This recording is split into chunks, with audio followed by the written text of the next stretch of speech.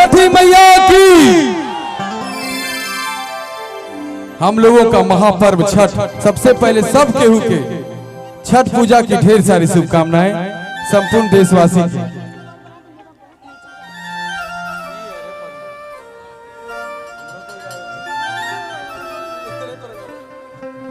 का चाहे बास के बहंगिया, क्या बात है।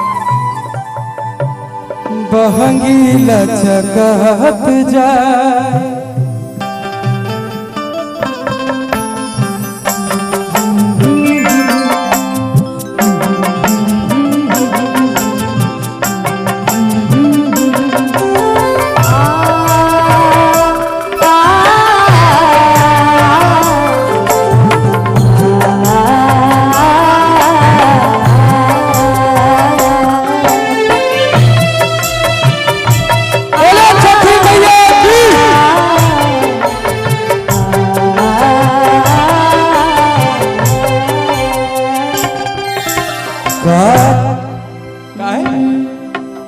का चाही बास के बहंगिया, का चाही बास के बहंगिया, बहंगी लचकत जाए, बहंगी लचकत जाए। मार बौरे सुगवा धनुक से, मारा बौरे सुगवा धनुक से, सुगा गिरे मुरझाए, सुगा गिरे मुरझाए।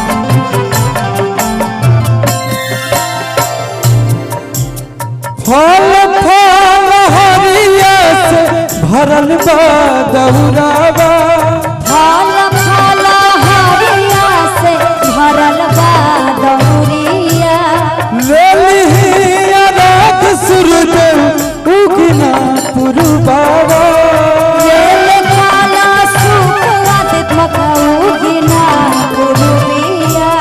फल फल हरिया से भरल बा दौरावा, ले लिहिया रात सूरज उगना पुरबावा।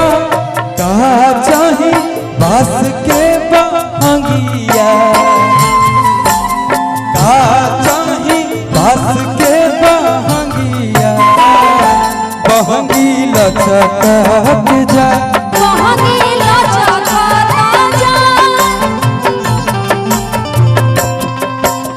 बाट जे पूछेला बटोहिया, बाट जे पूछेला बटोहिया, बहंगी के करा के जा, छठी मैया। बहंगी के करा के जा।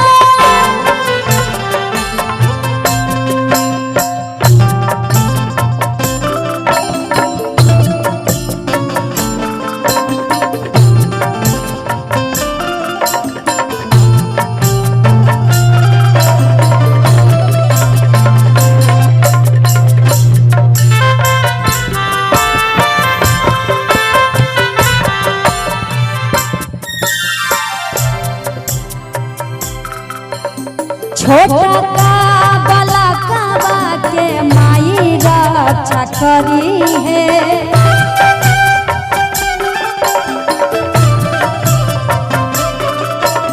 भूखला तिवैया के अन्न धन से भरी है,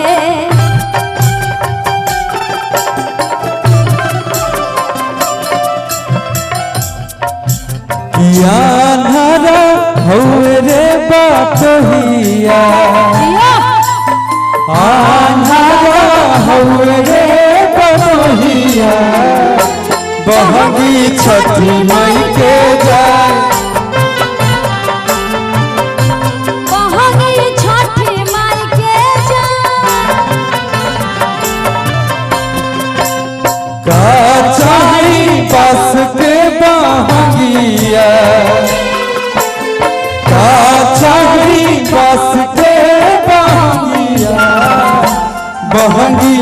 लचकाता जाए बहंगी लचकाता जाए बहंगी लचकाता जाए बहंगी लचकाता जाए बहंगी लचकाता जाए बहंगी लचकाता जाए बहंगी लचकाता जाए।